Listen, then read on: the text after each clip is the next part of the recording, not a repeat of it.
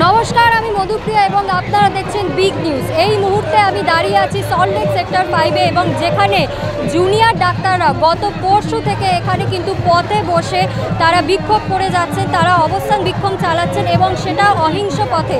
তাদের 5 দফা দাবি নিয়ে তারা এখানে স্বাস্থ্য ভবনের উদ্দেশ্যে যাত্রা করেছিলেন, কিন্তু তার আগেই তাদের এখানে আটকে দেওয়া হয়েছে এবং তারা কিন্তু এখানে গত পরশু থেকে আমরা দেখতে পেয়েছি যে এখানে একইভাবে তারা বসে অহিংসভাবে অবস্থান বিক্ষোভ করে যাচ্ছেন তাদের 5 দফা দাবি নিয়ে। আমি আমার ক্যামেরা পার্সনকে বলবো সেই পুরো চিত্রটা একবার তুলে ধরার জন্য। এই একই চিত্র আমরা কিছুদিন আগেও লালবাজারে দেখেছি, যেখানে কিন্তু জুনিয়র ডাক্তাররা লালবাজারের উদ্দেশ্যে অর্থাৎ বিনীত গোয়েলের পদত্যাগের দাবিতে কিন্তু লালবাজারের উদ্দেশ্যে তারা যাত্রা শুরু করেছিলেন এবং সেখানেও তাদেরকে লালবাজার অবধি পৌঁছতে দেওয়া হয়নি, তার আগেই বউবাজারের রাস্তায় কিন্তু তাদের আটকে দেওয়া হয়েছিল এবং সেখানে একইভাবে তারা ওই বউবাজারের রাস্তায়ও কিন্তু প্রায় 22 ঘন্টা ধরে বসে একইভাবে অবস্থান বিক্ষোভ চালিয়ে গেছেন।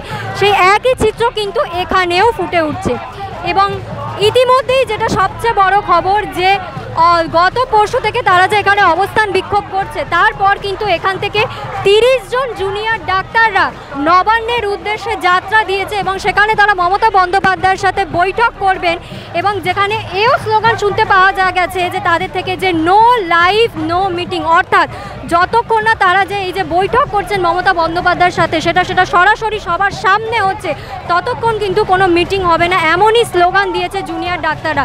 এবং ইতিমধ্যেই কিন্তু 30 জন ডাক্তার জুনিয়র এবং সিনিয়র ডাক্তাররা কিন্তু নবান্নের উদ্দেশ্যে যাত্রা দিয়েছে এবং তারা রওনা হয়ে পড়েছে। আপনাদের এখান থেকে 30 জন গেছেন সিনিয়র ডাক্তাররা নবান্নের উদ্দেশ্যে যাত্রা বৈঠক করবেন বলে মমতা বন্দ্যোপাধ্যায়, কী আশা করছেন এর থেকে?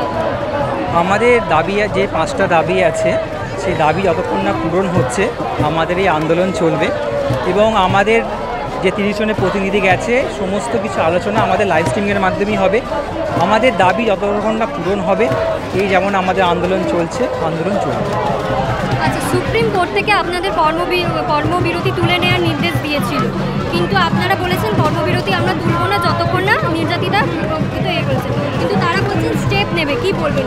দেখুন, আজকে আমি যখন ডিউটি থাকবো, প্রতিটা বাড়িতেই মা বোন দিদি সবাই আছেন, তারা কিন্তু সিকিওর নয়। তারা যদি না নিজেরাই সিকিওর থাকে তারা কি সার্ভিস দেবেন? তাদের লাইফের একটা মূল্য আছে, কিন্তু তারা যখন ইনসিকিউরিটি ফিল করবে সেক্ষেত্রে কোনো পরিষেবা তারা নিজেরা সিকিওর নয়, সেখান ক্ষেত্রে তাদের নিরাপত্তাটা খুব জরুরি, প্রয়োজন আছে।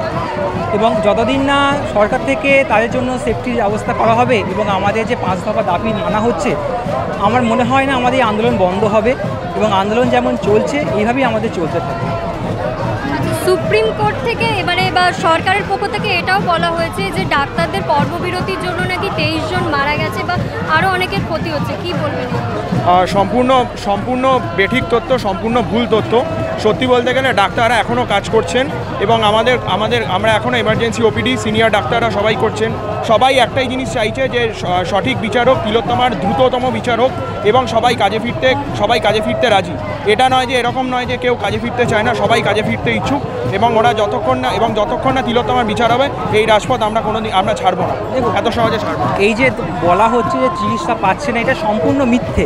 কারণ আপনি প্রতিটা হসপিটালে দেখতে পাবেন ওপিডি খোলা এবং জুনিয়র ডাক্তাররাও রীতিমতো যতটা পারছে করছেন এবং যেটাতে পারছে না সেটা সিনিয়র ডাক্তাররা সেটা পূরণ করে দিচ্ছেন।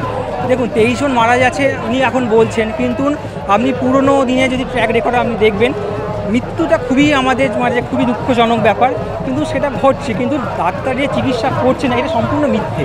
ডাক্তাররা রীতিমতো তাদের সম্পূর্ণ 100% দিয়ে তারা চেষ্টা করছে চিকিৎসা করার জন্য। দেখুন, এটা তো খুবই ধিক্কারজনক একটা ঘটনা, এত নারকীয় ঘটনা।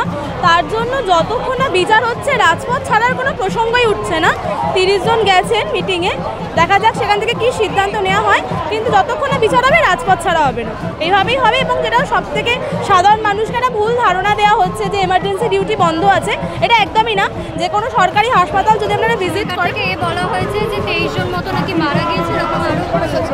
দেখুন, আজকে যদি আপনি 2024 সালে দেখেন 23 জন, 2023 সালে ওই সংখ্যা আরও বেশি আছে, 2022 সালে তার থেকেও বেশি আছে। সুতরাং সংখ্যার নিরিখে তো সংখ্যার নিরিখে বিচার করা হচ্ছে যে ডাক্তাররা আজকে কর্মবিরতি দিয়েছেন সেই কারণে মারা গেছেন, সেটা নয়, এটা সম্পূর্ণ একটা ভুল ভুল কথা।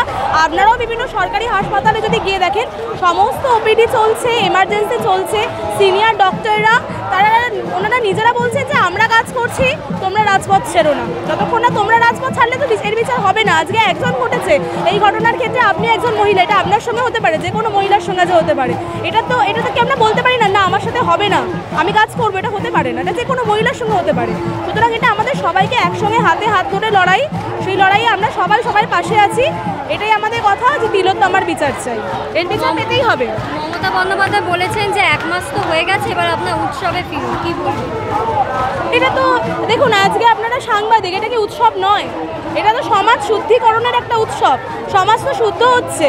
আজকে এর থেকে বড় উৎসব তো দুর্গাপুজোর আগে কিছু হতে পারে না। অসুর নিধন হলেই সে অকাল বোধন হবেই। সুতরাং এটা সবচেয়ে বড় উৎসব, দুর্গোৎসব বাঙালির সবচেয়ে বড় উৎসব বলা হচ্ছে।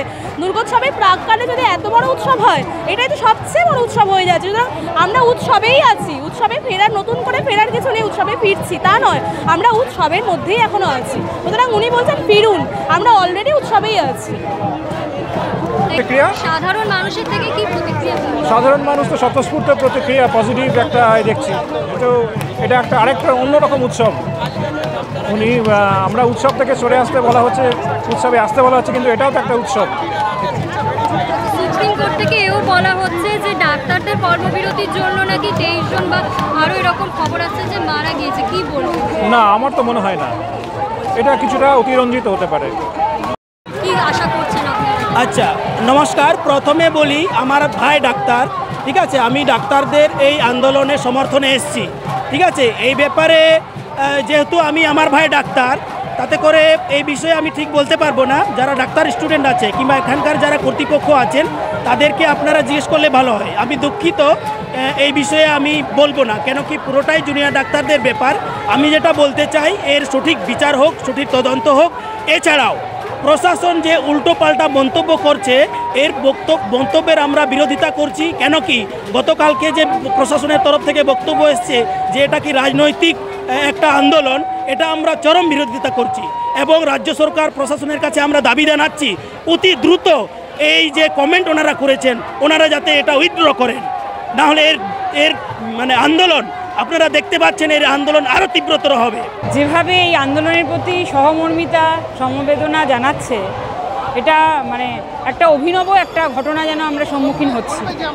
মানে রাস্তায় ঘাটে সর্বত্র সকলের জন্য একটাই কথা, যে জাস্টিস ফর আরজি কর, তিলোত্তমার বিচার চাই। এই কথাটাই যেন তারা বারবার বলছে।